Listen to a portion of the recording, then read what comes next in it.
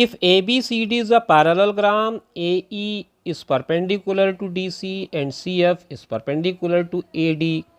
If AB equal to 10 centimeter, AE equal to 6 centimeter and CF equal to 5 centimeter, then AD is equal to.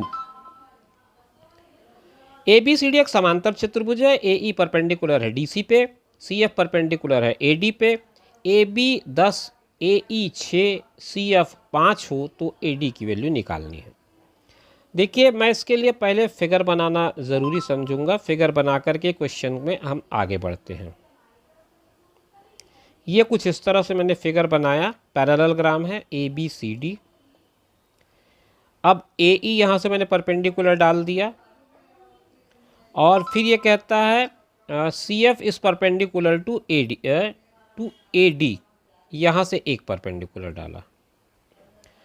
AB आपका 10 है, अगर AB 10 है तो CD भी 10 ही होगा और AE जो है वो 6 है।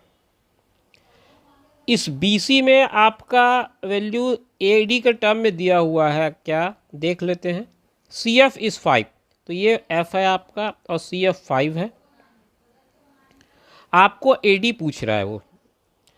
देखिए ये एक समांतर चतुर्भुज है और समांतर चतुर्भुज यानी कि पैरेललोग्राम में क्षेत्रफल का सूत्र बहुत आसान होता है, बेस इनटू हाइट, आधार गुणित लंब या आधार गुणित ऊंचाई।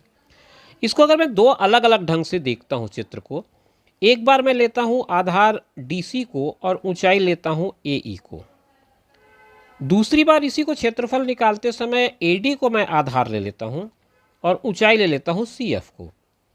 तो यहाँ मेरे पास 4 साइड्स हैं, 4 में से 3 की वैल्यू मेरे पास है, चौथी अननोन है, आराम से निकल जाएगी।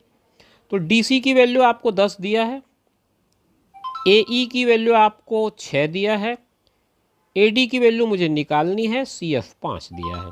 ये यही सवाल हो जा रहा है, 5 एकम 5, 5 दूनी 10, AD की वैल्यू आ गई 6 दूनी 12 सेंटीमीटर, ऑप्शन C।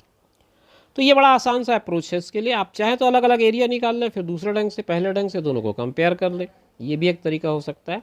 मगर समय जितना कम से कम आप लगाएं उतना आपका फ़ायदा होगा, दूसरे सवालों को हल करने के लिए आपको ज़्यादा समय मिलेगा।